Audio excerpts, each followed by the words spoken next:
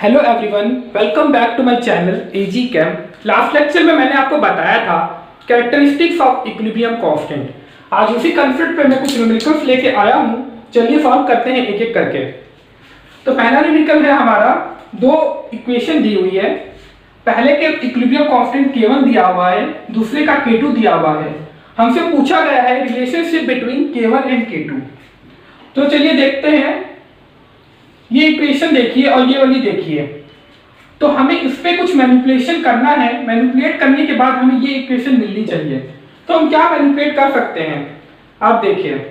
अगर हम इसमें 2 को इंटू कर देते हैं, सपोज कीजिए इसमें हम 2 इंटू करते हैं, तो 2 यहां पर भी 2 होगा और यहां भी 2 होगा, तो 2 से 2 कट जाएगा, तो हमें ये इक्वेशन मिलेगी। मैं यहां पे लिखता हूं, यहां स्पेस की प्रॉब्लम है, मैं यहां लिखता हूं 2CO2 प्लस हाफ ऑक्सीजन। 2 से 2 कट जाएगा और हमें मिलेगा 2CO2 गैसेस में। अभी देखिए, जब हम 2 से इंटू कर देंगे तो हमें ये इक्वेशन मिल जाएगी। इसका मतलब K2 और K1 के बीच में क्या रिलेशन होगा। मैंने कल आपको बताया था कि जो भी हम इंटू करते हैं वो इसकी पावर में चली जाती है। हमने यहाँ पे 2 इंटू किया है, तो K2 इक्वल्स टू K1 की पावर 2 हो जाएगा। मैंने कल आपको पढ़ाते वक्त बताया था कि जो भी होता है हमारा न्यू इक्विलिब्रियम कांस्टेंट, जो भी होता है पहले वाले के जो भी हम इंटू करते हैं उसके पावर में चला जाता है। अगर हम n इंटू करते हैं तो यहाँ पे n हो जाता है। तो उसी रिलेशनशिप के अकॉर्डिंग ये वाला आंसर होगा K2 इक्वल्स टू K1 की power 2। K2 equals to K1 की पावर 2 ये वाला हो जाएगा। अब यहाँ पे कंफ्यूजन क्या होता है, ये तो नहीं होगा, ये भी नहीं होगा, बच्चे समझ जाते हैं, बट इसमें और इसमें कंफ्यूज हो जाते हैं। तो मैं बता देता हूं कि ये चीज बिल्कुल देखिए, जो नया इक्विलिब्रियम कांस्टेंट है, जिस इक्वेशन में हम लोग मैनिपुलेट कर रहे हैं, उसी के k में हम लोग मैनिपुलेशन करेंगे। ये इक्विलिब्रियम कांस्टेंट में मैनिपुलेट नहीं करेंगे। बहुत लोग करके आ जाते हैं K1 इक्वल टू K2 की पावर 2। ये बिल्कुल गलत है, ये वाला होगा हमारा। तो ध्यान दीजिएगा, यहाँ पे कंफ्यूजन होती है, इसलिए मैं बता रहा हूं।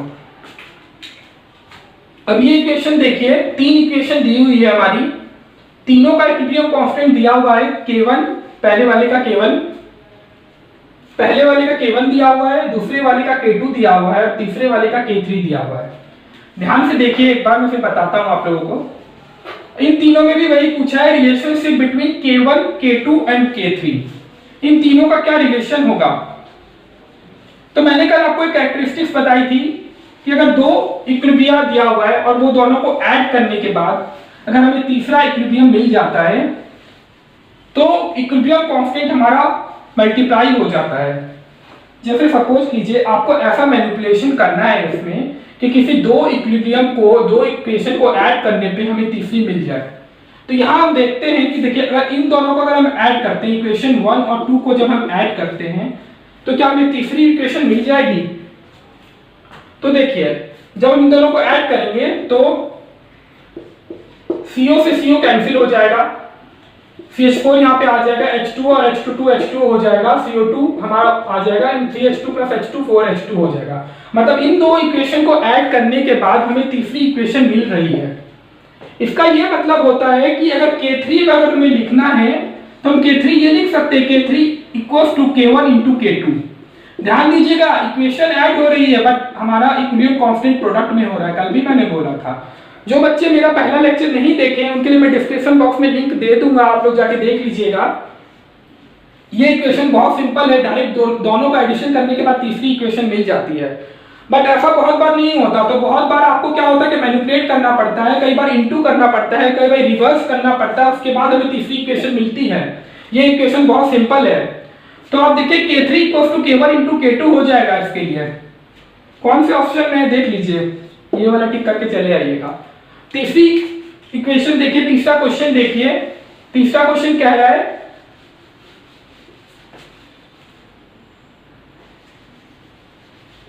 तीसरा क्वेश्चन क्या कह रहा है,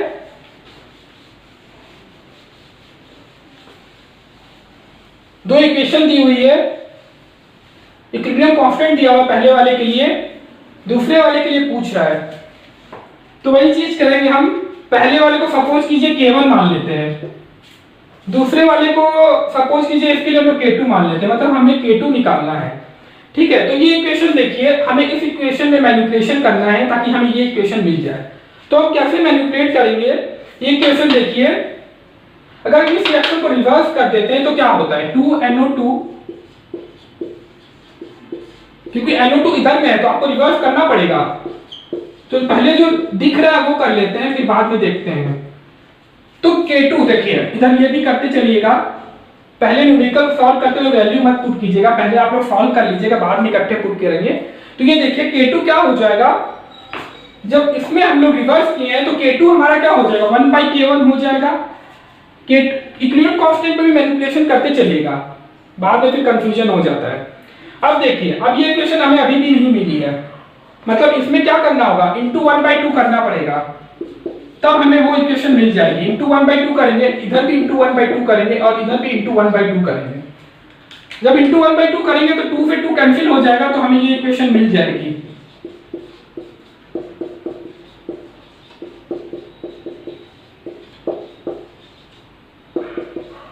जब इंटू 1/2 करेंगे तो इसके पावर में 1/2 चला जाएगा, और K1 की वैल्यू कितनी दी हुई है, K1 की वैल्यू पुट कीजिए यहाँ पे 1/4 इंटू 10 की पावर -4। जब इसको हम सॉल्व करेंगे, आप लोग सॉल्व कर लीजिएगा, जब इसको हम लोग सॉल्व करेंगे, जब इसको हम लोग सॉल्व करेंगे तो हमें मिल जाएगा 50, हमारा आंसर हो जाएगा।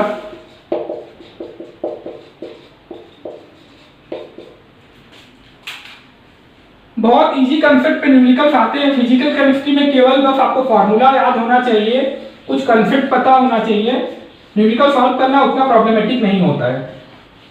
चलिए आज हम पढ़ेंगे application of equilibrium constant.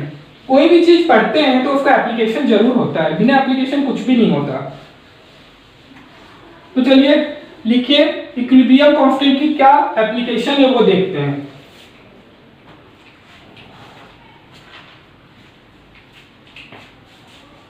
Application of equilibrium constant. तो इसका पहला एप्लीकेशन हमें कहता है K की वैल्यू से हम प्रेडिक्ट कर सकते हैं कि हमारा रिएक्शन किधर को डोमिनेट कर रहा है। हम प्रोडक्ट और रिएक्टेंट की रिलेटिव स्टेबिलिटी भी पता कर सकते हैं। चलिए एक एक करके देखते हैं। पहला, अगर K की वैल्यू ज्यादा होगी, इसका यह मतलब होगा कि रिएक्शन तुम्हारा प्रोडक्ट की तरफ डोमिनेट कर रहा है, क्योंकि K की इक्वेशन क्या होती है, सपोज करो कोई हम लोग रिएक्शन लेते हैं A प्लस B, ये C प्लस D, ठीक है। तो हम लोग K की इक्वेशन क्या लिखते हैं, प्रोडक्ट की कॉन्सेंट्रेशन बाई रिएक्टेंट की कॉन्सेंट्रेशन। तो हमारा देखो K डायरेक्टली प्रोपोर्शनल है प्रोडक्ट की कॉन्सेंट्रेशन से और इनवर्सली प्रोपोर्शनल है रिएक्टेंट की कॉन्सेंट्रेशन से। ऐसे समझ लेते हैं, अगर K की वैल्यू बहुत ज्यादा है, अगर K की वैल्यू बहुत लार्ज है, तो इसका मतलब प्रोडक्ट की कॉन्सेंट्रेशन बहुत ज्यादा है। प्रोडक्ट की कॉन्सेंट्रेशन बहुत ज्यादा है, इसका मतलब ये रिएक्शन इधर को डोमिनेट कर रहा है। तो हम लोग ये लिख सकते हैं, पॉइंट देके लिख लीजिएगा, larger the value of K, larger the value of K, reaction predominates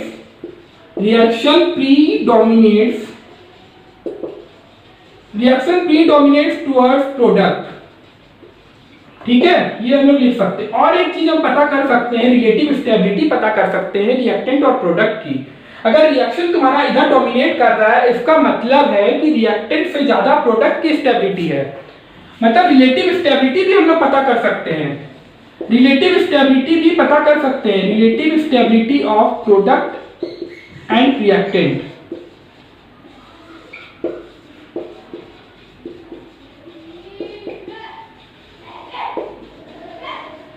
relative stability of reactant और प्रोडक्ट भी आप पता कर सकते हो। एक चीज मैंने आपको बताया था, जब हम इक्विलिब्रियम को दिखाते हैं तो इस एरो से दिखाते हैं, डबल एरो से। सपोज कीजिए आपका रिएक्टेंट अगर प्रोडक्ट की साइड डोमिनेट कर रहा है, तो आप इसको इस तरीके से भी दिखा सकते हैं। ये एरो आप बड़ा करके दिखा सकते हैं कि ये प्रोडक्ट की तरफ डोमिनेट कर रहा है। इस अगर मान लीजिए रिएक्टेंट की तरफ डोमिनेट करेगा, तो आप इस तरीके से दिखा सकते हैं। इस एरो को बड़ा कर दीजिए, तो इसका ये मतलब रहेगा कि ये रिएक्शन रिएक्टेंट की तरफ डोमिनेट कर रहा है। तो कुछ रेंज आती है हमारी, जैसे K की वैल्यू के बारे में कुछ रेंज दी गई है, मैं बताता हूं।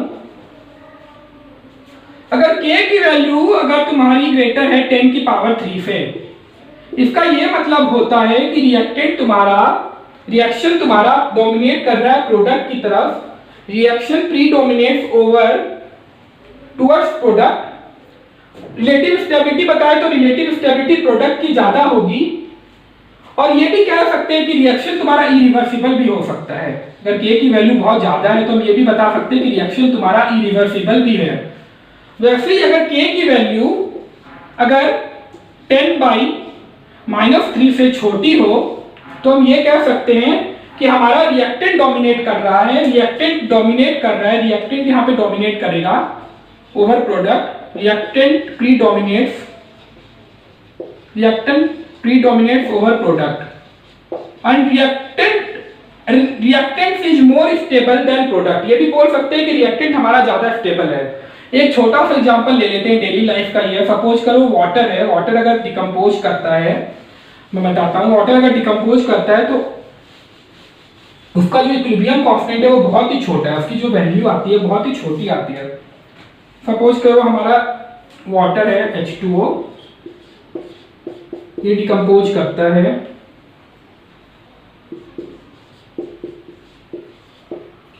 वाटर तुम्हारा डिकम्पोज करेगा तो इसकी जो इक्विलिब्रियम कांस्टेंट की वैल्यू है वो बहुत ही छोटी है। इसका ये मतलब होता है कि तुम्हारा वाटर इसमें कन्वर्ट होना नहीं चाहेगा, मतलब रिएक्शन तुम्हारा रिएक्टेंट की तरफ डोमिनेट करेगा। Water is more stable, relative stability भी बता सकते हैं कि वाटर ज्यादा स्टेबल है इन दोनों के कंपैरिजन में, रिएक्टेंट हमारा ज्यादा स्टेबल है। इसीलिए कोई भी जब आप एग्जांपल लेते हो, कुछ भी पढ़ते हो, तो अपने डेली लाइफ में लो। अगर सपोज करो वाटर अगर डिकम्पोज अगर हो जाएगा तो यहाँ पे तो पानी बचेगा ही नहीं ना। तो आप लोग ये देखिए कि वाटर डिकम्पोज नहीं होता है, इसका मतलब के की जो वैल्यू है बहुत छोटी है, रिएक्शन इधर डोमिनेट करता है। तो कोई भी जब आप कुछ भी पढ़ते हो कुछ भी, तो अपना डेली लाइफ का एग्जांपल लो, आपको ज्यादा अच्छे से समझ में आएगा। तो आप इसको ब्रीफ में लिख लेना, मैं बता रहा हूं। के की वैल्यू ग्रेटर देन 10⁻³ है, आप लिख लो प्रोडक्ट प्रीडोमिनेट्स। अगर के की वैल्यू लेस देन 10⁻³ है तो आप लोग लिख दो रिएक्टेंट प्रीडोमिनेट्स। अगर k की वैल्यू अगर तुम्हारी 10⁻³ टू 10⁻+3 में, इसका मतलब यहाँ पे रिएक्टेंट और प्रोडक्ट अच्छे खासी क्वांटिटी में है, दोनों ही यहाँ पे है, रिएक्टेंट और प्रोडक्ट कोई भी डोमिनेट नहीं कर रहा है। रिएक्टेंट और प्रोडक्ट या तो बराबर है या थोड़ा आगे पीछे होगा, और यहाँ पे इक्विलिब्रियम अचीव होगा। इस रेंज में हमें इक्विलिब्रियम मिल सकता है। तो ये होता है पहला एप्लीकेशन। दूसरा एप्लीकेशन हम लोग देखते हैं कि हम इक्विलिब्रियम कांस्टेंट को यूज करते हैं डायरेक्शन पता करने के लिए कि रिएक्शन फॉरवर्ड डायरेक्शन में जा रहा है या बैकवर्ड डायरेक्शन में जा रहा है। सपोज कीजिए हमारा कोई इक्वेशन दिया हुआ है, a + b डोमिनेट कर, इधर रिएक्शन लिख रहा हूं मैं। तो हमें, अगर मैंने आपको बताया था कि हम लोग इक्विलिब्रियम की जब बात करते हैं तो हम लोग k से लिखते हैं। अगर इसका kc लिखते हैं तो c + d, c × d, a product में b, ठीक है। ये बात होती है इक्विलिब्रियम पे। अगर हमारा कोई रिएक्शन अगर इक्विलिब्रियम पे ना हो तो हम लोग QC से डिनोट करते हैं, मैंने बताया था। तो सपोज कीजिए अगर आपका QC अगर इक्विलिब्रियम अगर आपका नहीं अटेन हुआ है तो QC से डिनोट करते हैं।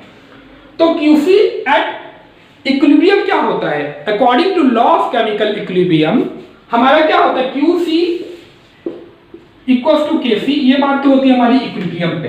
पर अगर इक्विलिब्रियम के पहले और इक्विलिब्रियम के बाद की कंडीशन में अगर बताता हूं, सपोज कीजिए आपका QC बड़ा है KC से, तो इक्विलिब्रियम अटेन करने के लिए QC को छोटा होना पड़ेगा ताकि वो KC के बराबर हो पाए। इक्विलिब्रियम क्यों अटेन होता है? चलिए मैं पूछता हूं, इक्विलिब्रियम क्यों बनता है? इक्विलिब्रियम क्यों, आखिरकार हम कब से पढ़ रहे हैं इक्विलिब्रियम, तो इक्विलिब्रियम क्यों अटेन होता है? इक्विलिब्रियम इसलिए अटेन होता है कि इक्विलिब्रियम पे इसकी जो एनर्जी होती है वो 0 होती है, मिनिमम होती है। फॉर एग्जांपल अगर हम लोग डेल्टा जी की बात करें, डेल्टा जी यहाँ गिव्स फ्री एनर्जी है। मैं थर्मोडायनेमिक्स जब बताऊंगा तब मैं आप लोगों को पढ़ाऊंगा, तो यहाँ पे इक्विलिब्रियम पे डेल्टा जी 0 हो जाता है। मतलब जब रिएक्शन तुम्हारा इक्विलिब्रियम को अचीव होता है तो क्या होता है कि वहां पे एनर्जी तुम्हारी मिनिमम होती है। इसीलिए कोई भी रिएक्शन इक्विलिब्रियम को अटेन करना चाहेगा। तो QC बड़ा है तो QC बड़ा है जब KC से, तो QC छोटा होना चाहेगा। और QC कब छोटा होगा? ये देखिए QC कब छोटा होगा? जब तुम्हारा ये कॉन्सेंट्रेशन घटेगी और ये बढ़ेगी, क्योंकि ये डायरेक्टली प्रोपोर्शनल है ना। अगर QC बड़ा है तो तुम QC को छोटा करना चाहोगे ताकि वो KC के बराबर हो पाए, और QC छोटा तब होगा जब ये कॉन्सेंट्रेशन कम हो, मतलब प्रोडक्ट की कॉन्सेंट्रेशन कम हो, रिएक्टेंट की कॉन्सेंट्रेशन बढ़े। मतलब प्रोडक्ट की कॉन्सेंट्रेशन कब कम होगी? जब तुम्हारा रिएक्शन बैकवर्ड डायरेक्शन की तरफ जाएगा। मतलब QC अगर बड़ा है KC से तो रिएक्शन तुम्हारा बैकवर्ड डायरेक्शन की तरफ जाएगा, मतलब प्रोडक्ट से रिएक्टेंट बनेगा। C और प्लस B कन्वर्ट होगा A प्लस B में, ठीक है। अगर तुम्हारा QC छोटा है KC से तो QC अपने आप को बढ़ाना चाहेगा, और QC कब बढ़ेगा? या तो प्रोडक्ट की कॉन्सेंट्रेशन बढ़ाई जाए या रिएक्टेंट की कॉन्सेंट्रेशन घटाई जाए, डायरेक्टली प्रोपोर्शनल है। तो हम लोग यहाँ पे देख रहे हैं, और हम प्रोडक्ट की कॉन्सेंट्रेशन तो तभी बढ़ेगी ना जब तुम्हारा रिएक्शन फॉरवर्ड डायरेक्शन की तरफ जाएगा। तो रिएक्शन फॉरवर्ड डायरेक्शन को टेंड कर जाता है यहाँ पे। तो ब्रीफ में बताता हूं कि सेकंड पॉइंट है हमारा, सेकंड पॉइंट हमारा कहता है to predict the direction of the reaction. हम लोग डायरेक्शन पता कर सकते हैं। और थर्ड पॉइंट हमारा कहता है कि अगर हमें इक्विलिब्रियम कांस्टेंट दिया हुआ है, इक्विलिब्रियम कांस्टेंट हमें पता है, तो हम इक्विलिब्रियम कॉन्सेंट्रेशन निकाल सकते हैं, इक्विलिब्रियम प्रेशर निकाल सकते हैं। फॉर एग्जांपल सपोज कीजिए, मैं एक एग्जांपल ले रहा हूं, जेईई मेंस 2016 में आया हुआ क्वेश्चन है ये, ध्यान से देखिएगा, जितना पढ़ाया वो सब इसमें लगेगा। तो जैसे मैं बताता हूं, कोई रिएक्शन है आपका A प्लस B, ये थर्ड एप्लीकेशन बता रहा हूं मैं, इसका एक एग्जांपल के थ्रू समझा रहा हूं, ज्यादा क्लियर होगा। A प्लस B बनेगा C प्लस D में। इसका इक्विलिब्रियम कांस्टेंट दिया हुआ है, इक्विलिब्रियम कांस्टेंट तुम्हारा 100 गिवन है। इसकी इनिशियल कॉन्सेंट्रेशन दी हुई है, इनिशियल कॉन्सेंट्रेशन तुम्हारी दी हुई है, इनिशियल कॉन्सेंट्रेशन तुम्हारी 1 दी हुई है। मतलब A की कॉन्सेंट्रेशन भी 1 है, B की भी 1 है, C की भी 1 है, D की भी 1 है। मतलब रिएक्शन कंडीशन, जब हमारा रिएक्शन चैम्बर है उसमें रिएक्टेंट और प्रोडक्ट बोथ आर अवेलेबल, ठीक है। तो हमारा थर्ड पॉइंट ये कहता है कि अगर हमें इक्विलिब्रियम कांस्टेंट पता हो, अगर हमें इक्विलिब्रियम कांस्टेंट पता हो तो हम इक्विलिब्रियम कॉन्सेंट्रेशन निकाल सकते हैं। चाहे आप A की निकाल लो, B की निकाल लो, या C की निकाल लो, या D की निकाल लो। क्वेश्चन में पूछा था find equilibrium concentration of D। Question हमारा ये पूछा था, इक्विलिब्रियम कॉन्सेंट्रेशन D की पूछा था, इक्विलिब्रियम कांस्टेंट गिवन था, इनिशियल कॉन्सेंट्रेशन गिवन थी। तो थर्ड पॉइंट यही कहता है, अगर आपको इक्विलिब्रियम कांस्टेंट पता है तो आप इक्विलिब्रियम कॉन्सेंट्रेशन फाइंड कर सकते हो रिएक्टेंट और प्रोडक्ट की। तो इक्विलिब्रियम पे क्या करता है, देखो मैं आपको एक और कॉन्सेप्ट बता रहा हूं। इक्विलिब्रियम पे क्या होता है, सपोज करो इसका इनिशियल 1 है, इक्विलिब्रियम पे कुछ रिएक्टेंट डिक्रीज करेगा, कम होगा तो फिर प्रोडक्ट बनेगा ना। तो सपोज करो यहाँ पे हम लोग देख रहे हैं कि ये कुछ कम हुआ है, तो इसको x से रिप्रेजेंट कर लेते हैं। पहले इनिशियल इतना था तो इक्विलिब्रियम पे कुछ तो कम हुआ होगा, तभी तो प्रोडक्ट बना होगा। तो देखो सब 1 मोल में दिया हुआ है, सब 1 मोल है, इसके इनिशियल सब 1 मोल है, तो इसका भी तो 1 माइनस एक्स ही खर्चा हुआ होगा।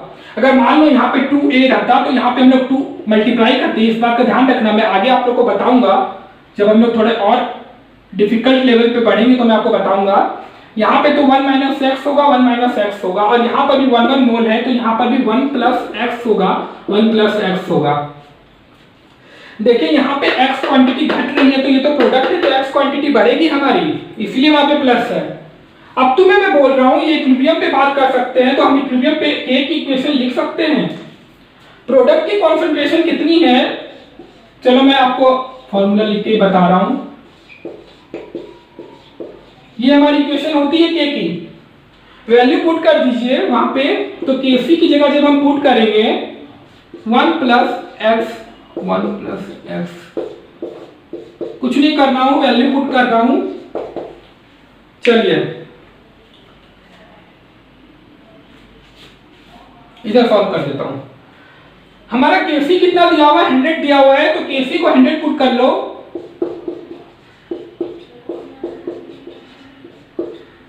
जब ये इधर आएगा तो 10 हो जाएगा, जब इसको इधर ले जाएंगे तो 1 प्लस एक्स और 1 माइनस एक्स। तो ये सॉल्व करके आप x की वैल्यू निकाल लेना। जो हमारी x की वैल्यू आएगी, जो हमारी x की वैल्यू आएगी उसमें 1 ऐड करना, क्योंकि D की कॉन्सेंट्रेशन तो 1 प्लस एक्स है ना, ये तो इतनी कॉन्सेंट्रेशन बढ़ी है। तो अगर इक्विलिब्रियम कॉन्सेंट्रेशन की बात करते हैं, सपोज करो मैं बता रहा हूं, अगर हम इक्विलिब्रियम कॉन्सेंट्रेशन की बात करते हैं तो D की कॉन्सेंट्रेशन कितनी होगी, 1 प्लस एक्स, मतलब 1, जितनी भी x की वैल्यू आएगी, x की वैल्यू सपोज करो यहां पे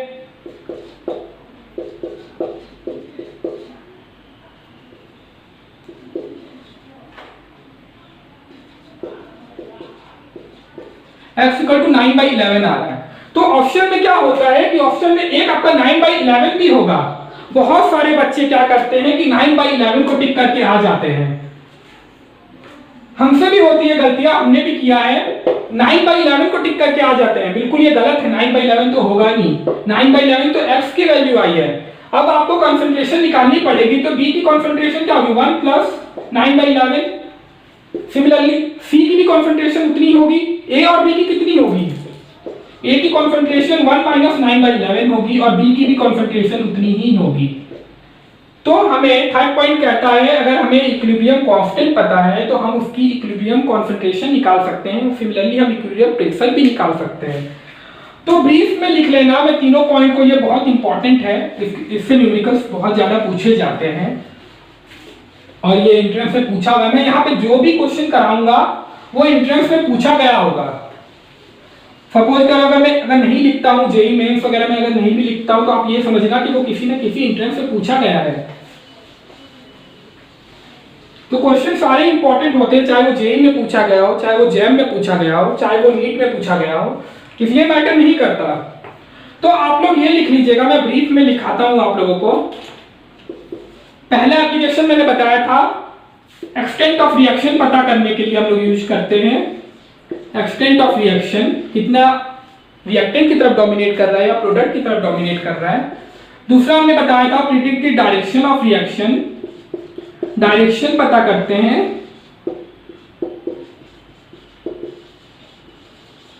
और तीसरा मैंने बताया है कि इक्विलिब्रियम कॉन्सेंट्रेशन को calculation of equilibrium concentration and pressure,